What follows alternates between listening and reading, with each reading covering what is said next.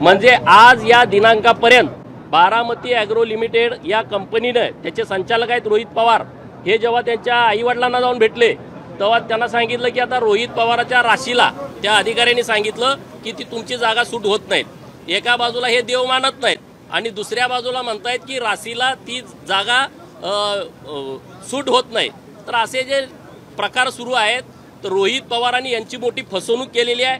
एक सर्वसामान्य भटक्या विमुक्तातला मुलगा त्यांच्या कुटुंबातल्या त्यांच्या वडिलांनी स्वकष्टावरती घेतलेली जमीन त्या जमिनीचा एकही रुपया त्यांना न देता ती जमीन परस्पर 52 लाख रुपयाला घेतलेली जमीन 2.5 कोटीला विकलेली आहे. आणि आता त्या जमिनीपासून 300 मीटरवरती रोहित पवारांनी स्वतःला घर बांधण्यासाठी 1.5 कोटी रुपयाला जागा घेतलेली आहे. हा सगळा प्रकार बघितल्यानंतर यांचा जो मूळ DNA आहे हा फसवणुकीचा आहे, हा लबाडीचा आहे, हा भ्रष्टाचाराचा आहे. हे सगळं सिद्ध होत आहे. गरिबावरती अन्याय करण्याची यांची नेहमी भूमिका राहिली आहे. हे तिथले आमदार असल्यामुळं तिथलं तहसीलदार, तिथले तलाठी, तिथले रजिस्टर ऑफिसची लोक यांची अजिबात दखल घेत नाहीत. आणि म्हणून ही आपल्या माध्यमातून किमान महाराष्ट्राला कळावं की कशा पद्धतीनं हा गोरगरिबांच्या वरती अन्याय सुरू आहे. त्यांनी तात्काळ त्यांची जमीन परत द्यावी, त्यांच्या नावावर करून द्यावी. त्यांनी एकही रुपया यांनी घेतलेला नाही.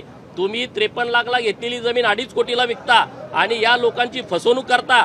जमीन घेताना यांना म्हणता की आम्हाला तिथं बंगला बांधायचा आहे आणि तुमचं सगळे बाजूची 3 एकर. महाराष्ट्रातील सर्व बातम्यांचे विश्वासार्ह व्यासपीठ सकाळच्या सर्व सोशल मीडिया प्लॅटफॉर्मला लाईक, फॉलो आणि सबस्क्राईब करा. तसंच सर्व नोटिफिकेशनसाठी बेल आयकॉन प्रेस करायला विसरू नका.